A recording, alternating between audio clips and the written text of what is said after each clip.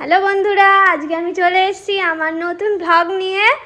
আজকে আমি এখন এই সবে উঠলাম, এখন আমি এই ঝাঁট দেবো, এই ঘর মুছবো, সবই তো আমার একা হাতে করতে হয়, তাই আর কি।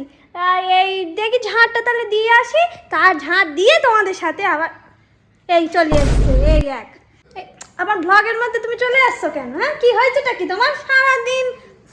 আরে ঠিক আছে ঠিক আছে, তোমার চশমাটা বলো, আমি বাজার চলে যাচ্ছি। আরে কি পাগল, দেখুন তিনি কি পাগল লোক। আরে চশমাটা তোমার চোখে, আমার মাথা খারাপ করে দেয় সারাদিন ধরে।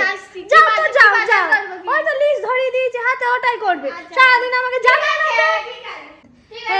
এই যে বাজারে যাচ্ছে দেখুন, এই ভাব দেখুন।